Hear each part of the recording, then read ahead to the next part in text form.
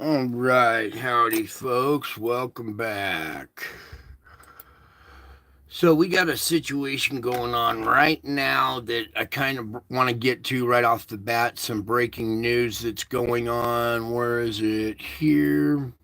Um, Currently, right now, on Interstate 80, going over Donner Pass, they left it open a little too long. They were going to close it around nighttime, and sure enough, somebody in a Prius without chains spun out in front of a semi that jackknifed across the road, and now all kinds of people. There are thousands of cars that are stuck on Donner Pass right now while this storm is in the middle of dumping 10 to 12 feet at this location, right where this guy's standing. This is a weather reporter who came up here to report on the weather and thought, hey, we're all good, whatever, we got our supplies and everything, but they got stuck in this traffic jam. And now the way things are looking, with the blizzard and the snow piling up, these cars can't move now. So it's going to pile up in between them and on the sides and all around them and everything, and they're going to have to dig out each car individually, right? Which could take days. And in the coming days, they're calling for more snow. So these vehicles might be trapped for a while. And this guy's like, oh, we do this for a living. We're professionals. Yet they only have 4 bottles of water on them in their vehicle. And all these other people are trapped. There's a couple of people with no chains. All right. There are thousands of cars that are stuck in this traffic jam right now that's not moving. It's not moving. And if they don't get these vehicles out of there like yesterday, they're going to be buried by tonight's 10 to 12 feet of snow that's expected at the top of Donner Pass. Some people might, I hate to say it, but some people could possibly perish here. There are people in vehicles that are already turning off their cars to save gas, right? Yet, how long are they going to be stuck here?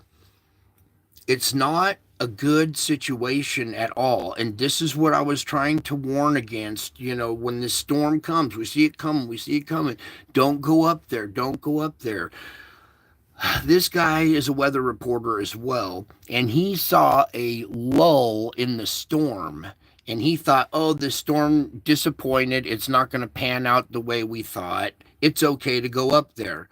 And here he is dogging on all the people that are up there, but he's right with them. And he's a professional weather reporter who should know better than to have put himself in this situation. There are thousands of cars. There's probably more than one person in each car, all right? There are hundreds and hundreds of semis stuck in this snowstorm over Donner Pass. And how ironic for it to be over Donner Pass. The way the Lord has been working lately, I pray to God we do not see a case where people will have to go cannibal. But this is exactly what happened to the Donner Party. They got up on this pass and they got stuck in a big snowstorm that dumped tons of snow and froze them in position. They couldn't get out until springtime because every time they tried to, there was more snow that came on top and came on top.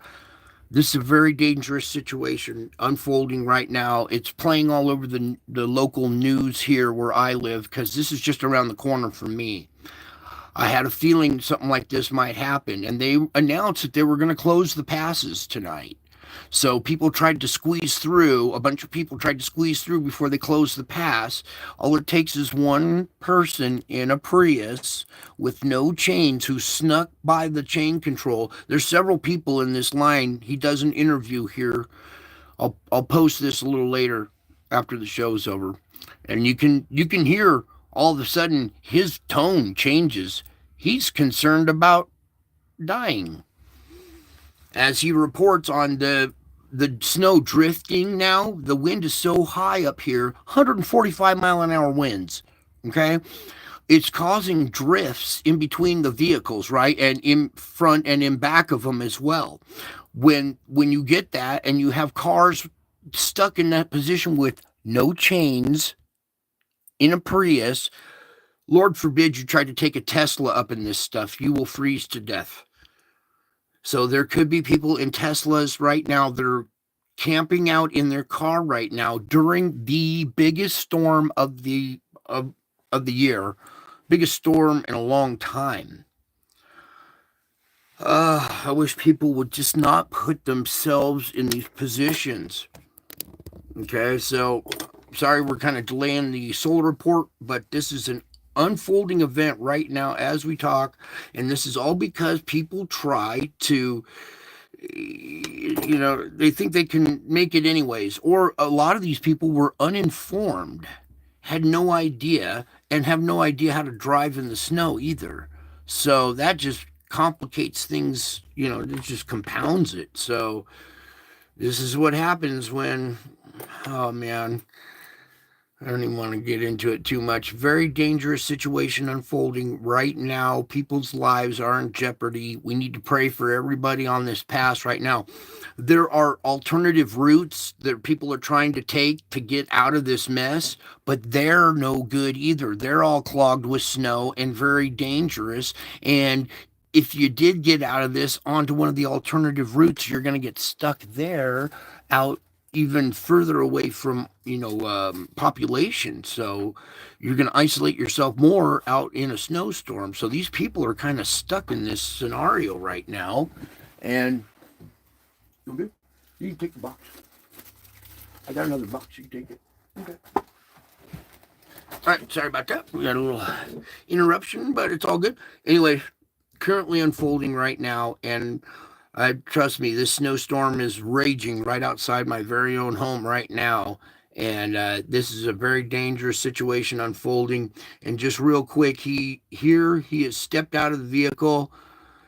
Here he's talking about inside the vehicle. He's with his friend. He's professional weather chaser, whatever. Then he decides to get out of the vehicle and walk around and just kind of take a little stroll. And we're going to play his stroll here real quick. There's some wind. But,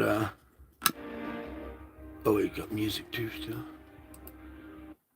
But you see the snow drifting in between the cars right here? The plow made it through and made a little divide right there. But this snow is blowing and drifting in between vehicles. And all these people are stuck in this traffic jam. And like I said, if they get 10 to 12 feet tonight, that's going to go over the roof of a lot of these cars. All right? Those people could be stuck out there packed in a cube of ice overnight. And I know a lot of people don't have sleeping bags or blankets or water. They might have a few little snacks in their car or soda, but that's about it. And I got a real bad feeling about this, especially being over Donner Pass with the storm, the serious storm that's coming in, plus what's behind it. I think we're fortunate that it is blowing parallel with the interstate. And so that's helping to maybe keep some of the snowfall totals.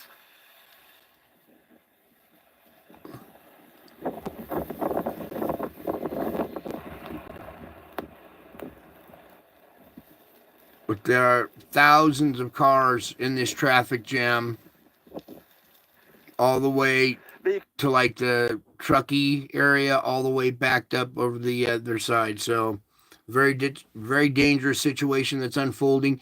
And really, if I were somebody, somebody needs to get on the horn and tell these guys this middle barrier that's a K rail, tear that K rail down. The other side, the other lane is clear. The other side is closed and there's no traffic coming up the other way. Before all these people get frozen in there and locked in and freeze to death, you might want to take down a K rail and start funneling traffic out of this mess. Because if you're going to start plucking them out of there one by one, where's that one shot? If you're going to start plucking them out of there one by one, this guy had no idea it was coming and he lives right down the street from it. So it's just terrible, the lack of knowledge that's going on out there. Anyways, very dangerous situation that's unfolding. And now this guy, Jonathan, what's his name again? Patramala. I'll put his link in the description, and we'll even post this video in the community so you can come over and check it out. But like I said, this is an area to stay away from. Stay away from it. Even if you're professional, it doesn't matter. You put yourself in a situation where even professionals die. You know, this is where, didn't you learn from the Donner Party? You know, it's just kind of, why do you tempt fate just because you're a weather reporter? I'm a weather reporter too, and I know better than to be out on Donner Pass when it's going to snow 10 to 12 feet. Just saying. Anyways, very dangerous situation. Now let's get on to our solar report here. Thank you everybody for enduring that for a second. It's just, that's why I diligently try to report on this, to avoid those situations. And unfortunately, I guess they left the road open tad too long, and one bad apple ruins it for everybody else because they're too lazy to put chains on or don't understand that chains, what they are. He interviewed a guy. He says, hey, where are you coming from? He says, Venezuela. He goes, no, oh, you're coming from, well, where are you going to? He says, Reno. Well, you're coming from Venezuela to Reno in a two-wheel drive car without chains in the middle of a blizzard. No wonder why there's a big backup. All right, it's insanity. I don't know where people's common sense went, but it's uncommon sense now. Anyways, here we go. March 1st. All right, get ready for March Madness. You thought January and February were nuts. Hold on. Here comes March like a lion. All right. You see this slow motion event over here at the very tail end. There's not much activity to report on today. That's why we're just kind of going through this really quick. There's the tail end of this. At the tail end of this is this event over here. And let me just bounce back real quick. Give this a refresh and see if we got data. Yes. Cool. This wasn't available before. Oh, look at this beautiful structure unfolding here. You can see the plasma going around it. Wow. Well, I guess I'm glad I went on a little later because that data wasn't up yet. So here we go with another event unfolding here, early hours of March 2nd. Okay, we're into the future now. We're currently in the past, however you want to look at it. All right, so you can just see this thing unfolding here. All the multiple rings. These are like all magnetic field line structure going around said object here in the middle. And we're just going to have to, let's, you know, over on this side, you can make out the dark sphere with the plasma draping off the back right there. It's kind of doesn't make it out on this side too well, but gonna try anyway. I think the previous, no, that one, or nope, it was okay. We're gonna zoom in here on this frame on both sides here a little bit. First, starting on this side, right where this stripe comes across is our round object right here with this dark part going across the front. Here's the round object, and this is the plasma attached to the back of it. Now, it's a lot easier to see over here on this side. Don't you agree? Here, if I just undo the lines and the tint a little bit, what's going on with my wavy lines? All right, so, and then we're just gonna take the brightness out of it a little bit. There we go. Now you can see it pretty well here. Here's your round dark object. Here's your plasma coming off the back of it. Magnetic field lines going around it. Okay. And that's currently going on right now as we speak, the early hours of March 2nd. All right. So March is coming in like a lion. Oh boy. Marching in like a lion, seeing who he can devour. Oh boy, this is going to be interesting. So, Let me back out of this a little bit. Okay, so not much activity for the first. Whoops, one more dimension right there. Okay, not a lot of activity for the first, but going tail end of the first, going into the second, we have our new event right here.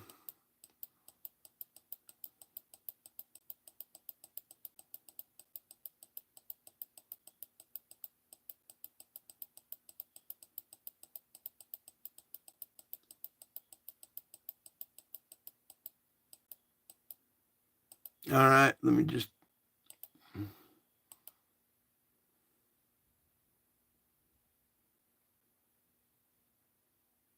All right, so there's our latest event already going into the second here. So now let's come over here to Solar Ham, and not much to show on the graph today. Pretty quiet, except for our event during the transition, which doesn't even show up on this graph very much because it's a slow, long duration event. So right around here, well, actually, it's currently underway. So looks like maybe right where this valley went down, there was a reading that maybe went up a little bit right here. But other than that, there's not much activity to report on the X-ray flux here tonight. Now let me back out a little more. Okay, so currently M flare potential 50%, X flare 10%. You can see, our geomagnetic forecast for the next couple of days is all clear. All right, even though we keep getting these little impulses here and there that weren't detected or were detected but weren't observed and weren't expected. That's what I'm saying. Weren't expected. So a little bit of absorption that we took here. Right now we're currently unsettled because we're going, well, we went from way down here up to 2.5.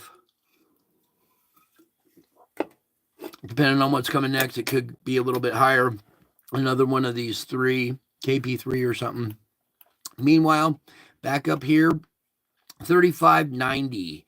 The big bad boy that was beta gamma delta is now green, just beta now. It's rotating out of the strike zone. Our next one up is 3595. That's the one that we got to watch out for next. Okay, so AR34, the source of the 3X class solar flares and much hype the past few weeks, is now turning onto the west limb. Despite being a large magnetically complex sunspot group, it failed to generate Earth-directed eruptions. Actually, it sent X flares at us, just not CMEs. So let's change that a little bit. On the other hand, it did help maintain the solar flux index near the 170s and 80s. Okay, that's great. All the other regions have been mostly stable, okay, with the exception of a few minor C flares. So they're say goodbye to 3590. Thank God it's rotating out of the strike zone now. All right, with AR 3590 getting closer to the limb, we take a look at what might be approaching the east limb. Old AR 3576 and perhaps a small companion. All right, we covered that last night. Will begin to turn into view off the southeast limb in the upcoming weekend. Based on the coronagraph imagery from the past 4 days, we'll only see one CME, blah, blah, blah, blah. Okay, let's come on over here. You can see our auroras real quick. There's not much to look at. It's just our basic aurora down at 1 here, so not too strong, but still not totally disappeared either. They're just healthy. All right, coming over here to the tracker. No, that's not the one I wanted to see. There's another one that's clipping Earth right here that they're not showing this. This one, though, is showing it kind of going away. Barely. Yeah, we're not going to get anything from that one. There was a different one I saw from a previous CME. Let's see if it's over here. This is the one expected on the 3rd. Please, Lord, can we have this instrument now? Just 1 second as it opens up here. The show might have a few interruptions. We're 80-mile-an-hour winds in the middle of a blizzard outside right now, and could have a little, but I think it'll run okay here. Just taking a sec. What I wanted to see was this this impact right here expected around the 3rd. All right, let that load up real quick here, and we are good to go. All right, cool. It's already playing. Yeah, this is the one right here. Actually, this isn't the one either. There's one that kind of clips Earth a little bit, but something here, I think this might be a little different rendition of the one I was looking at, due to clip us tomorrow on the 3rd here. Yeah, this is the same one I was kind of looking at. It's a different version, but we're going to get a tad bit of this, I think, from the other model I saw. So we might get a little energy on the 3rd here. Then let's back. Oh, we're done with that one anyway. Come on over here to spaceweather.com and just real quick here, the glancing blow CME. No forecasters say that it might graze late March 2nd. That's the one we were just looking at, possibly right on the transition of the 3rd. It was hurled into space yesterday. Okay, we already read that yesterday. Now, on to this one. Giant sunspot visible from Mars. For the past 2 weeks, astronomers on Earth have marveled at the size and violence of sunspot 3590. It unleashed the strongest solar flare of solar cycle 25, an X6.3, and at one point was more than half the size of the Carrington sunspot. Now, AR 3590 is visible from Mars. Okay, Mars Perseverance saw it yesterday. So there it is. Mars is on the backside of the sun right now, and it gets a good shot of the sunspots that are rotating around the back, since we don't have stereo A and B back there anymore. Now, Perseverance's images of the sun come from the MAMSTAC CAM, whatever, which puts out 90 pixels across the solar disk. It takes a large sunspot to show up on these low-resolution images. 3590 is an easy catch with these limitations, yeah. This weekend, 3590 will rotate off the Earth side of the sun. Perseverance can keep track of it for us, and the Mars rover has a good view of the sun's far side, okay? So, even though we don't have those other instruments, we do have the Mars rover that's watching the sun from the backside for us, okay? So, that's a good thing to have. Remember, we also caught that gamma ray burst that showed up right around this region on the backside of the sun. All right, that was a couple months ago, or a month or so ago. Okay, moving on. Let's get on over here to the Schumann. Now, as you can see, we left off right around here last night, and we came back to life, putting along, and then we had a little weakening right in this field right here. It comes back to life, starts screeching and scratching again, and then here's a big gap right here where it kind of, in the middle of grinding, just stopped, did a burp in the middle, and then went back to grinding and came out, did its little weak thing again, and now we're back to semi decent here. I was going to pull the camera in closer, but I don't want to lose all this focus and everything I took here to get to this. Anyways, you can see here pretty well. If you want, come over. I'll leave this link in there. You can see there's just a tiny little stripe right in between these two white poles or white screeching events right there.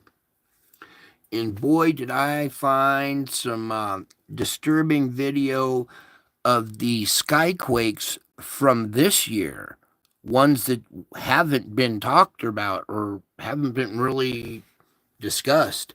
And for good reason, because when I saw the event that unfolded, I could see why. And I'll try to stick that in the community page here too. Or maybe we'll even report on that in the spiritual report later on. Anyways, you can see it. It's strong. It flickers. it comes back to life, it dims out, it comes back to life, it screeches, it flickers, it screeches, it flickers, it weakens, it's just hit and miss. So if you felt like your emotions, your body, everything's like a roller coaster ride, well, this is why. And probably affecting your animals too. If your animals are acting all weird and like scared and want to hide or do that, that's probably another reason why, because the changes, from very weak to very strong, grinding, and then, weak again. It's just like up and down, up and down, up and down, like a roller coaster ride. All right, let's get on over here. Anyways, one last thing here, back to the Schumann. Sorry. As we're coming out of this right now, this is an indication of the pressure that's built up down below, right? When we get pressure, there's from the core, uh, outer core shell boundary that comes up through the magma. It causes the core and the shell to screech. That's what we're seeing, these impulses, these blasts when they grind at the barrier there. It seems to be there's another barrier right around here where flowing magma grinds against the underside of the crust. All right, that also, you got to remember, flowing magma, moving magma creates a magnetic field. So the moving magma spinning around inside the earth between the core and the shell also produces a magnetic field as well. Okay? Moving magma generates a magnetic field. Same with our core, all right? So, anyways, there's your Schumann. Now, back to where I was. Let's get back over here to our, look at this face. It looks like a funny little face here. If this were an eye and this were an eye, his little nose and smiling at you weird. So, this is our bipolar vortex. The smashing down conveyor belt effect that we saw coming way off here and going around has like dissipated, and now we're back to two organized vortexes. This one seems to be getting more organized again. It was falling apart. It was stretching way out here and getting smashed down, reaching all the way back around. Now it's more circular, more organized. Same with this one. It's very powerful, very tightly wrapped, very organized. And where this fire hose, where both of these come together and emit out the fire hose right here, right where his little nose is right here, splits and goes the opposite way across the United States. This split is now going down like the Hudson Bay area. Before, we've seen it coming down Greenland like this. We've seen it going this way before. Now we have a shift all the way back this way again with a subvortex, a big subvortex, basically your bipolar vortex growing again there. Okay. And then this backward flow up at the higher elevations like that causes disruption at the boundary. This is the boundary zone between the polar zone and your upper jet stream. That rotation coming backward causes the weather to buckle and go up and around and down below it. So once we see your transition zone right there, then we go to your upper jet stream. Let me take this out now. And you can see how it's bringing storms into the west coast and moisture with them. Bringing cold air way out of above Alaska too. Look at this. So it's going way up into the Arctic Circle and coming down and slamming into California, Oregon even. All right, so while we do this, I'm going to rotate that over there, and we're going to go down to the lower jet stream. Okay, now you can see this is what carries your storms. Cold air from way up there, driving down and hitting California. Okay, and this is going to be a record snowfall or in one dump like this. So, not a good time to be on top of the passes right now, especially because there's traffic jams that happen. You can't just go up there thinking, oh, I got a four-wheel drive, I'm going to drive right on through. Well, you got a four-wheel drive, maybe you're going to be fine, but it's the other people that cause the pileups and the backups, and now your unforeseen problem has erupted. It was foreseeable. It was very foreseeable, but people just insist. Anyways, here comes a lot of energy going right at California. Let's go down to your storms right here. Okay, here's this flow coming into the California. It's not so much the pineapple jet anymore. This is more of a Gulf of Alaska type jet coming in. Okay, now let's come on over to the sandstorm real quick. Even though it's dull and boring now, I mean, this would be huge headlines 4 years ago or just a couple of years. It should be huge headlines now. I don't know what the hell's wrong with people. I don't know. Anyways, our huge sandstorm still ongoing since November of 23. Now we have sandstorms going on in the Gobi Desert affecting China. We had this big wall of sand move through Yemen last night. Okay, it's kind of dissipated now, but there was a well-defined wall of sand right there. They had a sandstorm. The winds kicking up sand, static electricity in the air, making the finer granules lighter, statically charged, and easier to go airborne. And in the middle of winter here, that dry static energy has really affected the desert, and the winds kicking up from all our weather changes or weather pattern changes. That's why we're having 3-month-long sandstorms in the middle of winter. I don't. It just seems unfathomable. That's why I guess nobody's paying attention, because it just can't be. It just can't be. Well, it is. Here we go over to the SO2. We're coming over here to look at our pressure. And tonight, looking very much like last night. Similar pressure, still down below. Let's go look at Java here. Actually, this is filled in a bunch. And I would say a little bit more pressure coming out of this region right now. Maybe the pressure levels have changed a little bit. Let's come over to this spot here at the fulcrum point. Oh, it's barely noticeable. It's this one right here, but usually it's very dark and very prominent. And it's not as prominent. So little lightening or lessening of pressure in South America, it appears. And here we are in America, the country divided. You can see the little thing right down the middle of it. Pretty trippy, huh? Anyways, on this side, bleeding out sulfur dioxide. Over here, these patchy little spots. A lot of these spots are little volcanic sites, or they're all perforations in the crust. And what I mean by perforation, little tiny holes, little air passageways that can sneak up through cracks in the dirt and the sand, little fissures,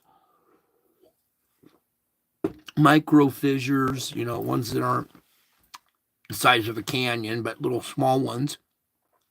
And this gas seeps up through it. The more pressure down below, the more this gas gets pushed up and out through the perforations, like a balloon with a bunch of tiny little pinpricks in it. All right, so pressure is probably about the same.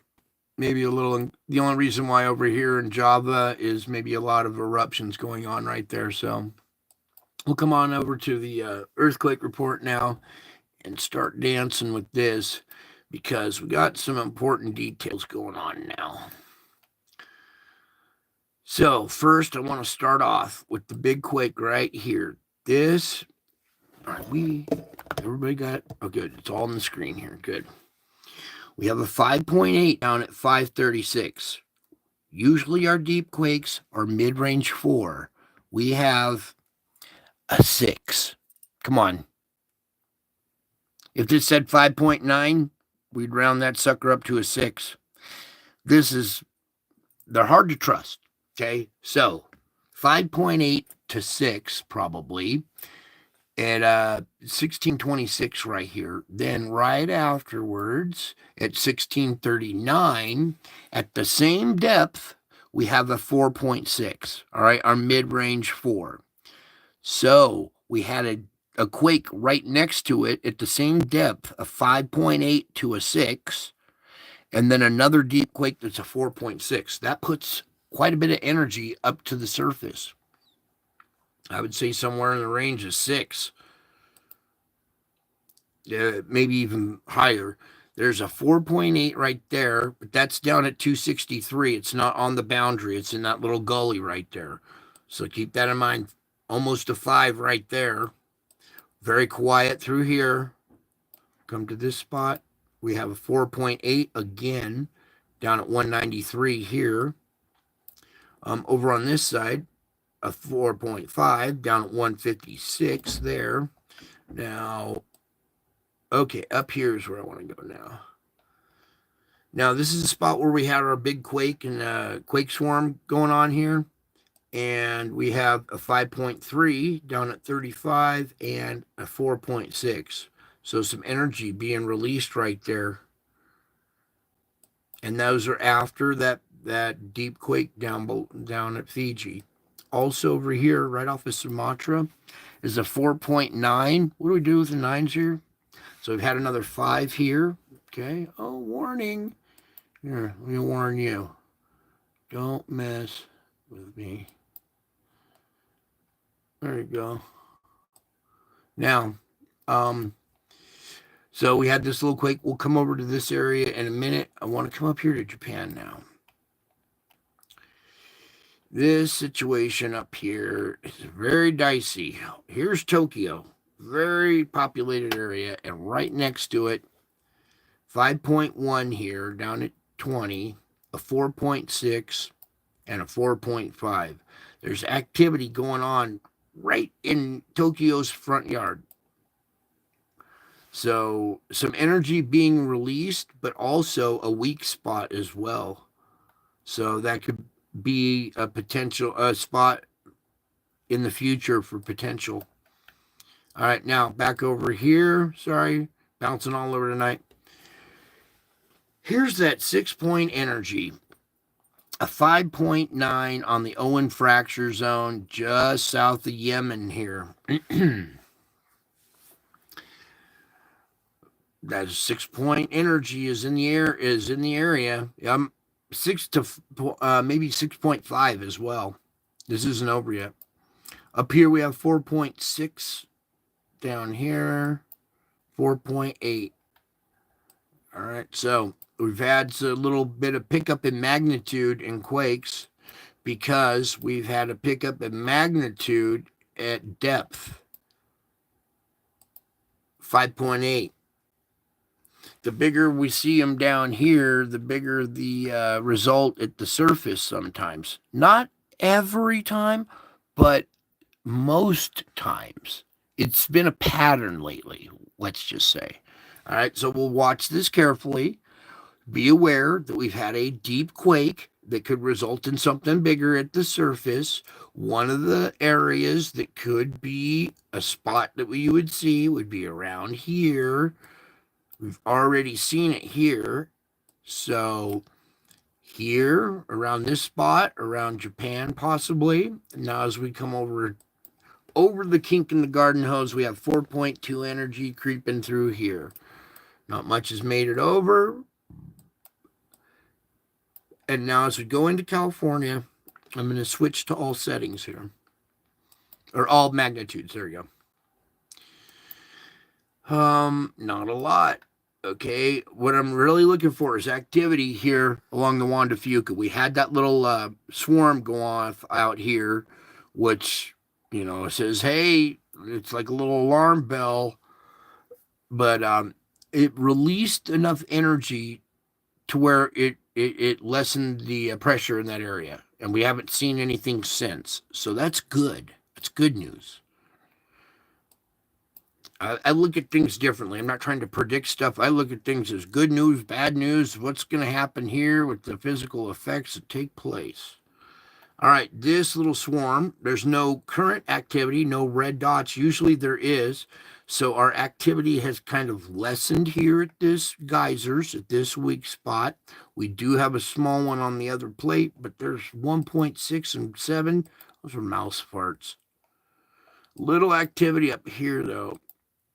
This is, that's still California. Well, up here in Idaho, just a couple of minor quakes in this little area right here. 2.1, 3.5 here, though, in Ferry, Idaho today. And a few little mid-range 2s outlying it in that area. So another area to kind of watch for potential. All right, that's I think about it. We got stuff going off over here in Texas, Oklahoma. Yep, Oklahoma. Okay. Just small stuff. We all understand what's going on there. All right, just a couple small ones here in South America. This 4.4 here is way down. It's 614. That's deeper than our quake over in Fiji. So way under these foothills of the Andes Mountains here, we had a 4.4 way down there, and then a 4.2 at 131 afterwards, right there. Okay, so there's your quake watch and your quake report for right now. And yep, that's it. Let me take out some of these. Yeah. Okay, Lord, let it work. Go to the volcano report, please. Let it work. All right, here we go. All right, just give me a second as we load this up. Should be just. We'll do the weather report, and then we'll get on to our spiritual report here. All right. I'll click out all these ads. All right. Already into March 2nd, Santo Guido, Fuego, Popo, Semeru, Ibu, Marapi, Luatolo, Nevada de Ruiz.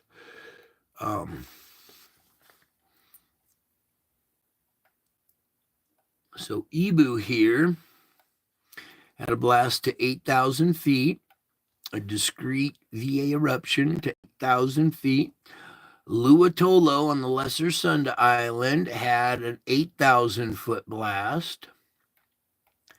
Semeru on the island of Java, it doesn't have a altitude. It was a pretty big blast, though. All right, Marapi, 15,000 feet. That's on the island of Sumatra, right next to Semeru. Central Mexico here at Popocatépetl, 20,000 feet out of that one. Santa Guido, 14,000 feet. Here in Guatemala, again, 19,000 feet at Fuego. Nevada del Ruiz, usually it's a pretty high blast. All right, let's go into March 1st and review today, which was yesterday, now is tomorrow. And go over this real quick.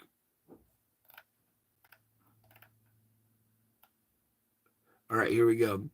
So today we had Suanosi Jima going off.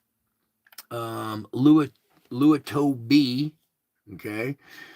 Based on the latest field research of the volcano observatory, the alert level was downgraded to level 2. So we got a little downgrade finally. That's good. I will take that. That's good news. Luatolo, 8,000 feet. Semeru, a discrete little eruption. Marapi, 15,000 feet. Ducono, 8,000. So we've seen a little drop in these elevations, haven't we? Popocatépetl 20. Santa Guido Fuego at 19. Here we got Nevada del Ruiz still up there at 23,000 though. So there is still a lot of pressure down there. Reventador 15. Sabancaya unable to detect. All righty. All your currently erupting volcanoes. Currently erupting. That means they're erupting right now. Bizamani still. Ducono, Ebico, Erebus, Erda Ale, Fuego, Ibu, Krakatau. They don't talk about Krakatau much, but it's still currently erupting. Luatolo, Merapi, Masaya, Merapi. This is another one on the island of Java here. Merapi. Merapi and Semeru are two currently active volcanoes on the island of Java. They spew out so much ash and sulfur dioxide. That's why that island looks purple, because of all the emissions from these two volcanoes and from the ground around it, okay? That's our relief valve right there. That's another spot of weakness where if we didn't see an earthquake and it came out in the form of a volcanic blast, that would be one of those spots. Michael in the South Sandwich Islands cleared the tip of South America, still currently erupting. Nyiragongo in Africa, Popocatépetl, Reventador, Sabancaya, Sakurajima, Sangay, Santa Guido, Semeru, Shivalush in the Kamchatka, Stromboli over in Italy. See, they didn't talk about Stromboli much in the reports, but over here, currently erupting. Suwanosujima, Villarrica, currently erupting. Yasur over here, still currently erupting. All right, so it looks like a couple of these have jumped over. Again, everybody watching Requejinas here, all right? It all depends on what comes off the sun. When it hits us, how much we absorb, it takes down to the core, and then when that core burp, bubble, and pressure come up to the surface, it all depends. It's not a perfect science, but watch out. We've had a little increase in pressure, and Requejinas is right at the verge. It's like right at the crust level or right at the ground level, so any little impulse could set off Requejinas, okay? And that would go boom right over to the active list. Nevada del Ruiz, I don't know why they keep it over here. It's always should be on this list. All right, Kilauea, we got to watch too. And this new one, Gamalama, it's new, so it could switch over anytime we got a little increase in pressure. Same with Etna and this Cotopaxi as well. All right, we're done there. Let's move on. Please let the forecast model work. Thank you, Lord. All right, let's get this little movie going here. Watching the West Coast here is just wave after wave after wave.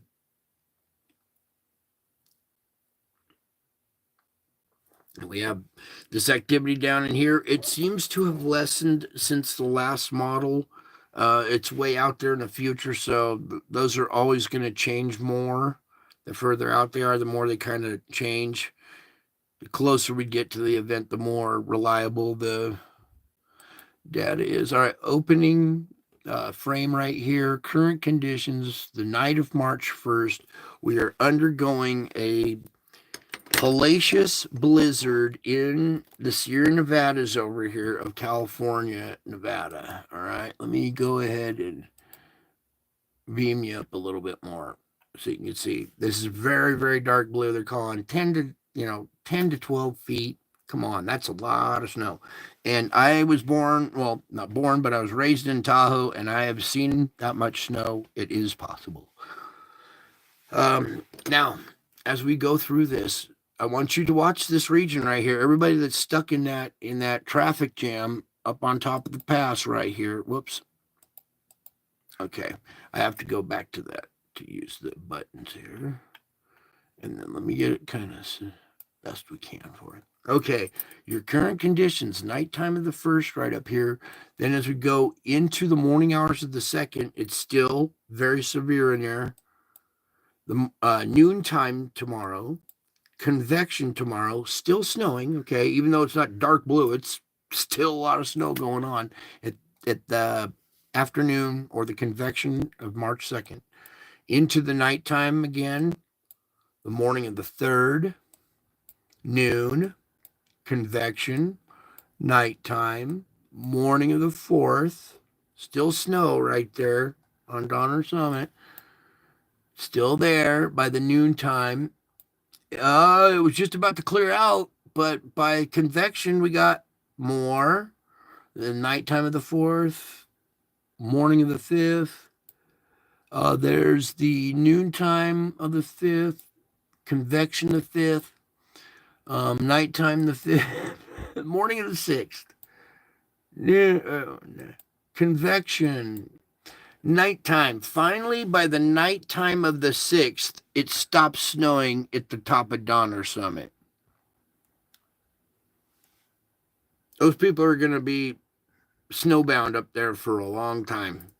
If they don't, like, the sooner the response is, like yesterday, there's gonna, if they can't respond totally quick right now, like I said, tear down a K-rail, tear down a couple of them, do whatever you have to do, get highway patrol officers out there in the weather, on the road, directing traffic by hand with a flashlight, getting people out of that lane and get them on the opposite side of the road where it's closed and there is no traffic. They can run plows on that side and get cars out of there. They're going to have to do something or people are going to die. I got a really bad feeling because when we go to that interview, he interviews some people that are just totally unaware, totally unprepared, and I really fear for those people that are in that situation that he interviews. It's just, and then you hear his voice. He's a confident weatherman, and he's starting to crack under the pressure, realizing I just put myself in a really bad spot. All right, anyways, as we continue here, this is going to be the nighttime of the 6th. Let me back all the way up. I want you to watch that Tahoe area stay in snow the whole time. From right now, where it's very intense, right there's a tiny break, but there's still a patch of snow right there over Donner. Just as it kind of was going to clear out there, here comes another storm.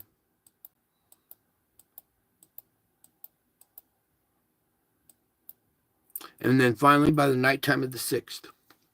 That's crazy. And meanwhile, we have this storm that has moved through the East Coast here. And look how the trajectory on this thing has changed. It has this tail drooping reverse angle now, and it's pulling moisture up this way. But watch how it turns into a low pressure and like a bowling ball right down the alley, right down this very populated stretch, goes this low all the way through the 6th right there. That's the nighttime of the 6th going into the morning of the 7th. You see snow on the backside right here into New York. Greetings, Surfer Girl. Thank you for dropping by. Anyways, we got our snow dropping back behind here into New York by the morning of the 7th. This huge icing event going, well, New Hampshire up through Maine, up into Nova Scotia here. Severe weather by the noontime the 7th. It's a very wide ice patch right here, still going into Maine by the convection, and then by the nighttime it has moved out, and we got this blossoming down here. The nighttime of the 7th, morning of the 8th, noon. You see how this spreads out? It's trying to go linear a little bit. There's the convection of the 8th. This is when the cloud top should be its highest, and it's still convecting at nighttime the 8th. Meanwhile, another storm coming on shore. They just barely got a chance to start digging out of maybe 20 feet of snow by then when another storm comes in. Severe weather here the morning of the 9th. Noontime, convection. Nighttime of the 9th. Morning of the 10th. Snow back in here still. Another big storm coming in. This will be the noontime the 10th, Convection, yeah. Look at this little ice storm skirting the coast right there. Careful. Okay, so convection the 10th, nighttime the 10th, morning of the 11th. This will be the noontime, convection, nighttime, morning of the 12th. Again with another thing. Wow. Noontime the 12th, convection, nighttime, sorry, morning of the 13th. There's noon the 13th, convection, nighttime, morning of the 14th, noon, convection, nighttime of the 14th. Just keep an eye on it.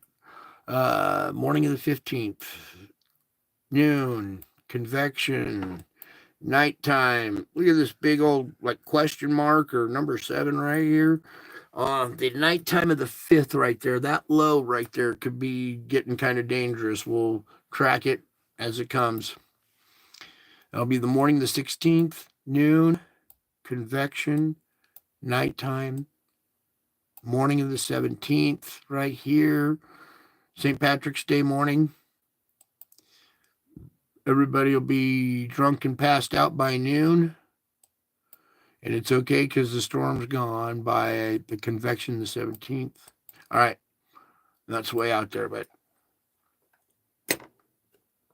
just the West Coast is just going to get pummeled over and over and over and over. Long duration storms up in the mountains. Now is not a good time to get stuck in the quicksand when you got a bunch of water coming. You know what I'm saying? I wish people would listen. And even professional storm chasers, you really put yourself at risk when you do stuff like that. You got to respect them for reporting and stuff, but pray for everybody. All right. They're doing their best to bring us the news. So we knew about this. So we know about this. If he hadn't been stuck in it, we might not know about it. So there's your weather right here. Now, what I want to do is real quick here. Come on over back to this this problem here at Donner Pass. First of all, I want you to see this gentleman's channel. Okay, Jonathan Petramala. All right, cool weather reporter. We've seen some of his stuff on this channel. If you like stuff, go over there, subscribe to him, give him a thumbs up. But where to go?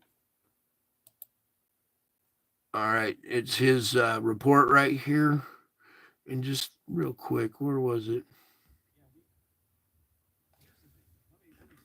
As of what we do, we prepare for this. This is like something that we expect. We plan for chaos, and so the neighborhoods up here that have like literal mazes of snow just like this, you can't see. Last year it was well above cars, and it's getting to that point now. So it's 80 degrees and sunny in Florida. That's what I left. But all right, here he goes. He goes outside here. What is it, Baklava? Yeah, balaclava. Yeah. What's the pause? I can't see it. All right, go outside. Temp there right now is 27. Yeah, right here.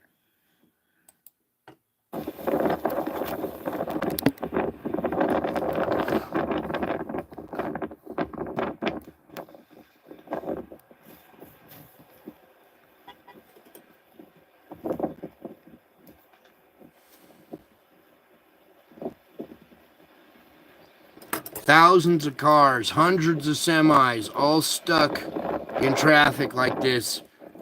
He's at 7,000 feet. That's where they're expecting the most. And on Donner Summit, where the Donner Party, well, came to a very bad end. A lot of these people are from the Bay Area. They don't have a four-wheel drive. I think we're fortunate that it is blowing parallel with they're blocking traffic as well. Yeah, but again, you can see the drifting happening. This is from a plow path that was made obviously hours ago. But again, what I get concerned about is how that snow drifts. Yeah, there's a semi that got jackknifed a couple of miles up. You know where the decline is on the pass? That's what happens. It got jackknifed, it blocked traffic, and then you have a lot of cars without four-wheel drive and chains blocking traffic. You have semis that have lost momentum, so they're blocking traffic as well, because that's one of the most important parts for a truck, especially to go up the pass. They need momentum, and if they lose it, then this is what happens. So we'll be here for a little while. Conserve gas. Do you have any supplies or anything?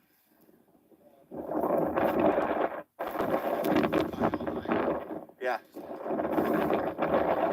It's going to be several hours at least. And it's a rush because we have a lot of snow coming. And the longer we sit here, the more snow builds up, you know. So even if you have a good car, a four-wheel drive car or a truck, a lot of people don't. They just have cars. So where are you coming from? Oh, yeah. Yeah, I'd say at least 5 miles, if I were going to guess. Well, the plows came through a little while ago. And so what they're doing, they're the road graders, and so they help to push, they help to pull. But you got to imagine, there's got to be hundreds of trucks stuck right now. Yeah. This guy is from Yuba City, right down the road, and he had no idea. And now he's stuck there, no supplies in his vehicle. This gentleman goes by a few cars, not this guy, but the gentleman interviewing him. Goes to some other cars and offers water. There are people that are just totally oblivious as to what's going on. So a lot of innocent people here in harm's way. This gentleman from Venezuela going to Reno, 2-wheel drive, no chains, no water, no blanket, no sleeping bag, no nothing, no flashlight. Could possibly die tonight. I pray to God that Caltrans gets their stuff together and gets these people off the road before it becomes the snow becomes their tomb. On the Donner Summit. How ironic that would be. All right, so now let's get on to the spiritual report here. What are we doing tonight, Lord? I got the notes, but what was the image? Let me pull up.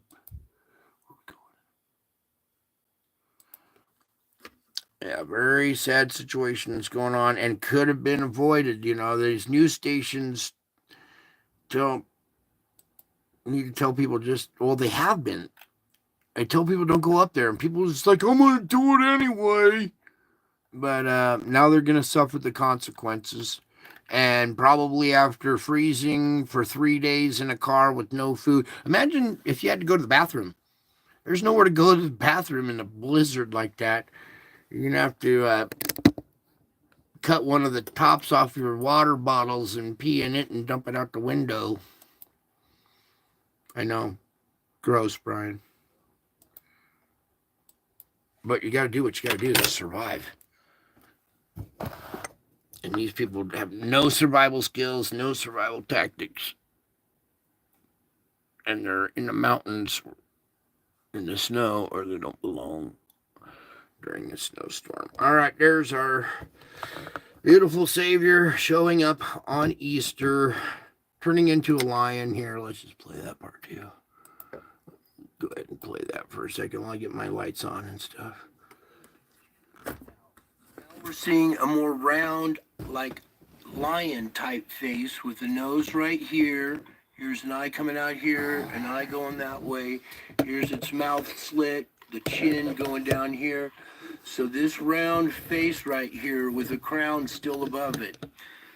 Now I'm going to go through and show you the flip book where it changes from Jesus to this lion face.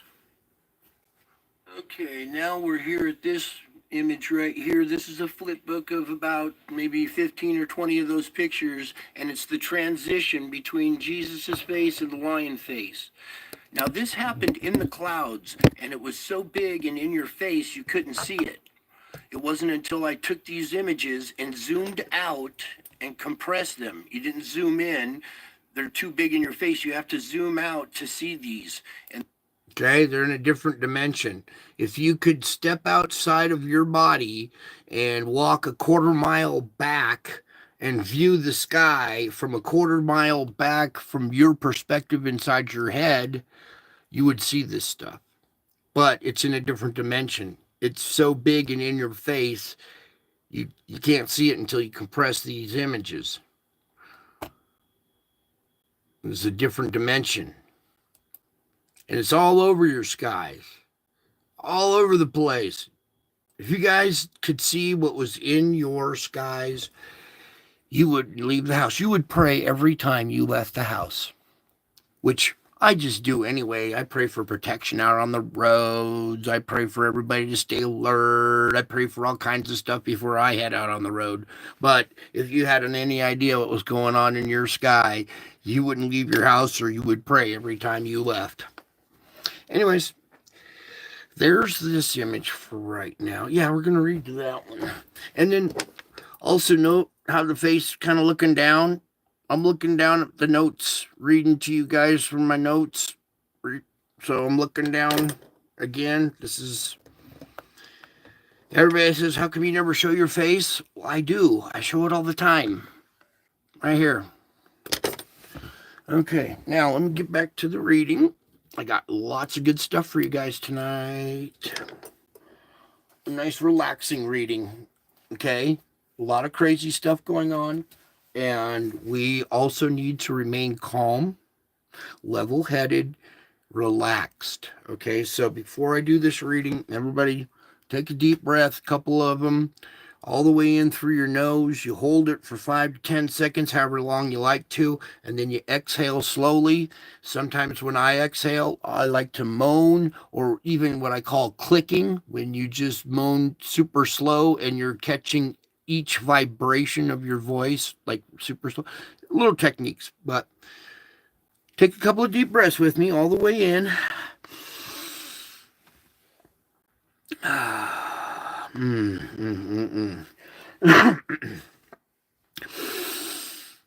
Oh, yes. Here we go. Get nice and relaxed. Take a look at your Savior showing up in the clouds as promised on Easter. Make friends with the problems in your life. Though many things feel random and wrong, remember that I am sovereign over everything.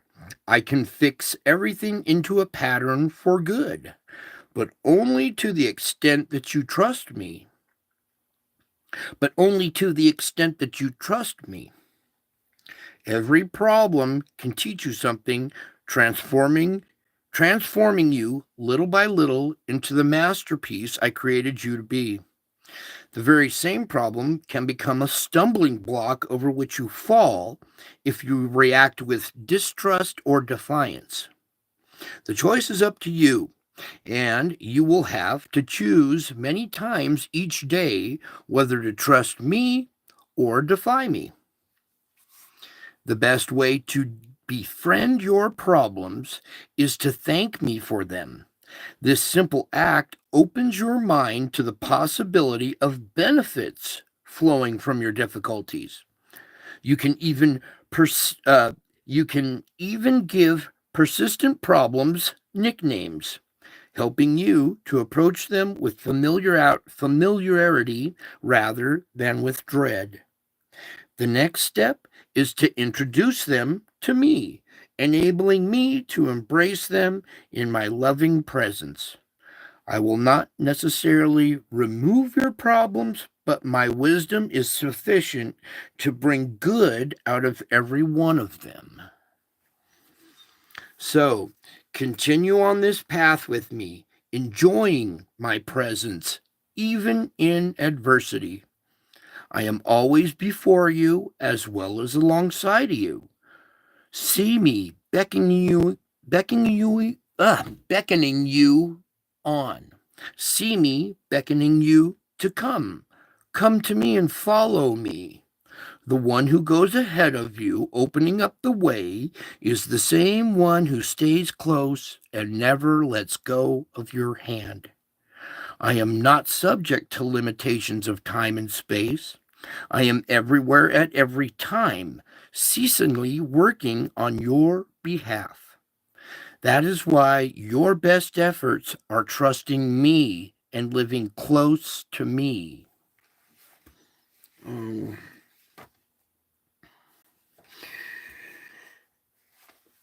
Let me help you through each day.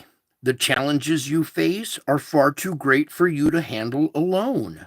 You are keenly aware of your helplessness in the scheme of events you face. This awareness opens up a choice to doggedly go it alone or to walk with me in humble steps of dependence. Actually, this choice is continually before you, but difficulties highlight the decision-making process. So, consider it all joy whenever you are enveloped in various trials. These are gifts from me, reminding you to rely on me alone. Save your best striving for seeking my face. I am constantly communicating with you. To find me and hear my voice, you must seek me above all else. Anything that you desire more than me becomes an idol. When you are determined to get your own way, you blot me out of your consciousness. Instead of single-mindedly pursuing some goal, talk with me about it. Let the light of my presence shine on this pursuit so that you can see it from my perspective. If the goal fits into my plans for you, I will help you reach it. If it is contrary to my will for you, I will gradually change the desire of your heart. So seek me first and foremost, then the rest of your life will fall into place piece by piece.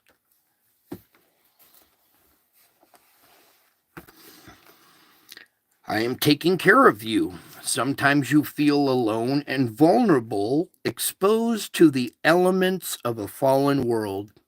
When you are feeling this way, stop and remind yourself, Jesus is taking care of me. This reminder can comfort you and help you relax. It draws you back from obsessing about the future, trying to figure out the orchestrate and what will happen. When circumstances are confusing and you don't know which way to proceed, remember that you are in my watch care. I know everything about you and your situation. I also know the future. A child in a good family with adequate resources doesn't need to know how his parents will provide for him tomorrow, next week, and next year. You are in the best family imaginable, and my resources are absolutely unlimited. So bring me all your needs and concerns, entrust them to me, and live confidently as a child of the King of Kings. Again, entrust them to me and live confidently as a child of the King of Kings. Relax and rejoice, for I am taking good care of you. Do not dread walking through the valley of the shadow of death. My radiant presence shines brightly in that deep, sunless valley, strengthening, encouraging, and comforting you. Since I never sleep, I am able to watch over you constantly. Moreover, no valley is so deep, no pit so dark that I cannot see all the way to the bottom of it. Even if you wander from me at all times and fall into a slimy pit, you can count on me to rescue you. When you cry out to me, I lift you out of the mud and mire and set your feet on a rock, giving you a firm place to stand. Find comfort in my commitment to help you. even when you slip up. Whenever you start to feel afraid, remember that I am with you. I've promised I will never leave you. I myself go before you. While you are walking through the valley of adversity, keep these words of comfort flowing through your mind. I will fear no evil, for you are with me. Let me get a sip here. I stumble on my words because of my mouth. I want you. All right. I'm going to read this last little bit again. Whenever you start to feel afraid, remember that I am with you. I've promised I will never leave you.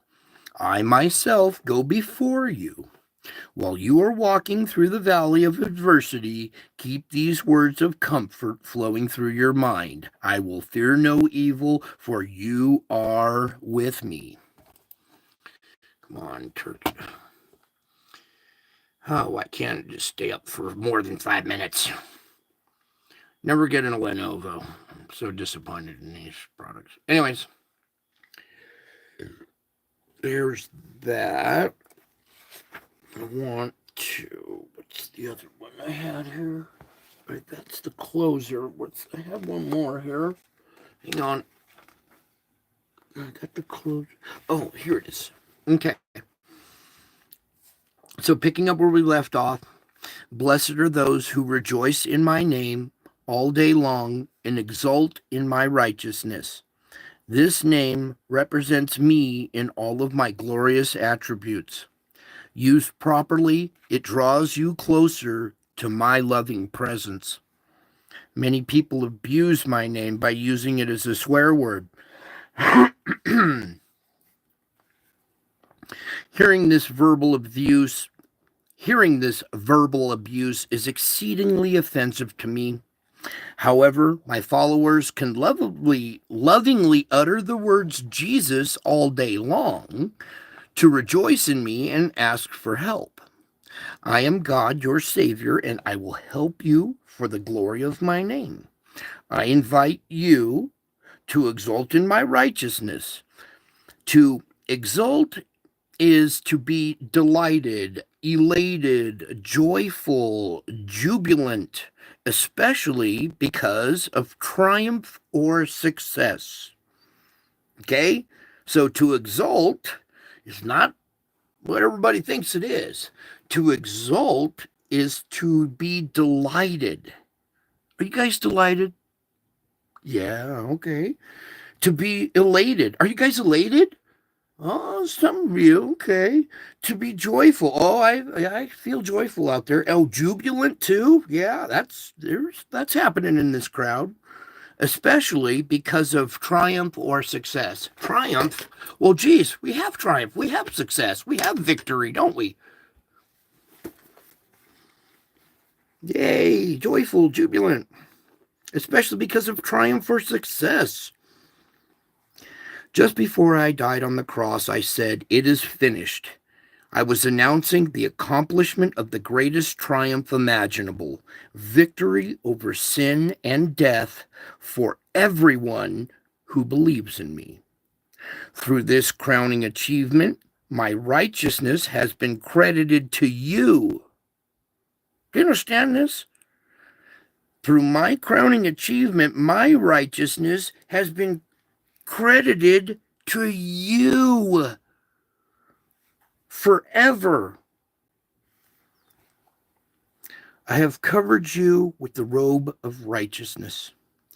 Wear my glorious garments of salvation with delight, elation, and joyful jubilation. Now, in closing here, I enable you to stand on the heights. This term, the heights, can refer to a number of things. Taken literally, it means that something is physically very high up. This is appropriate language for describing mountaintops or the uppermost floors of a skyscraper.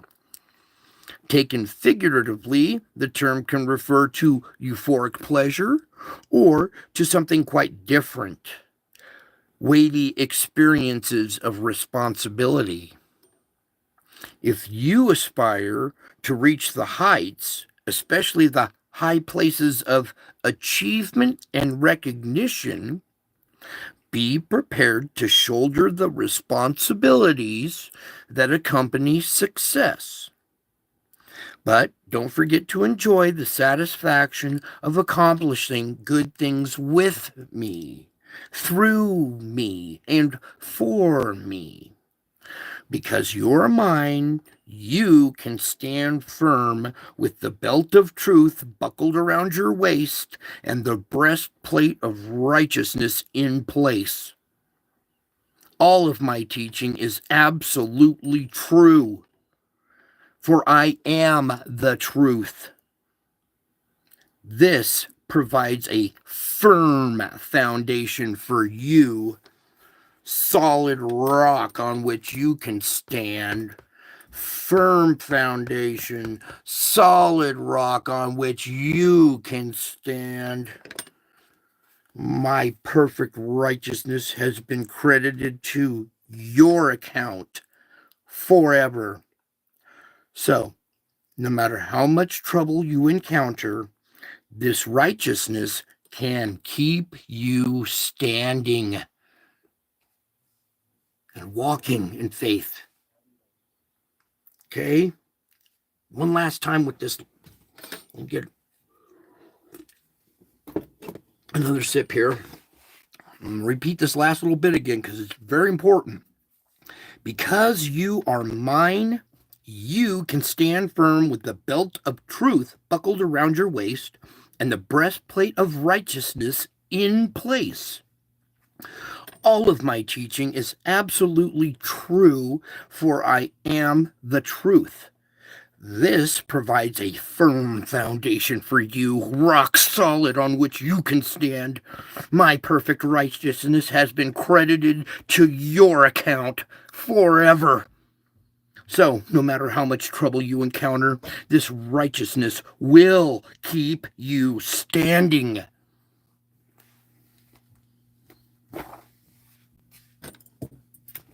Feel me?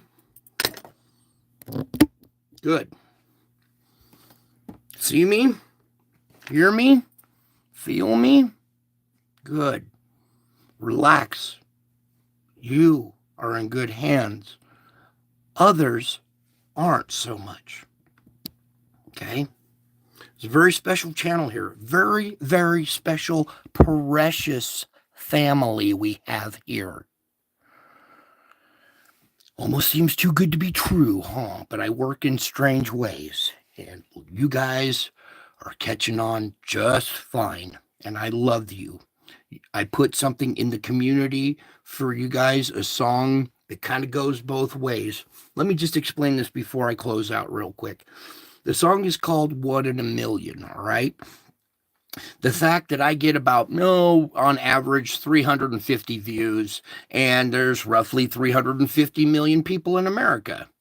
So do the math. That makes you guys 1 in a million to me. Also, in reverse, there are millions of YouTube channels out there, yet you guys choose me. That makes me 1 in a million to you. So it works both ways. And when you see the song, I put the lyrics up there. You can sing it to me while I sing it to you. And we can have this wonderful dance together with the same song. You guys singing to me the same verses I'm singing back to you. And it also has the code, the musical note code running through the entire song. When you're able to put the code with the lyrics and the message all three of them together, singing to me while I sing to you, added to it, you will find something miraculous, new, and enjoyable. I make things new again. Okay? So it's up there. I'll try to also post the link for the traffic jam up at Donner for those that are interested. Okay. So that's it for tonight. I love you guys. I miss you guys. You guys are kicking ass, and we're getting closer to the finish line each day. So hang in there. Keep your head up. Walk in faith. Stand firm in your foundation. Do not be moved. They're going to come at you with all kinds of crazy stuff in the media, crazy stories, all kinds of this and that. Who are you going to trust?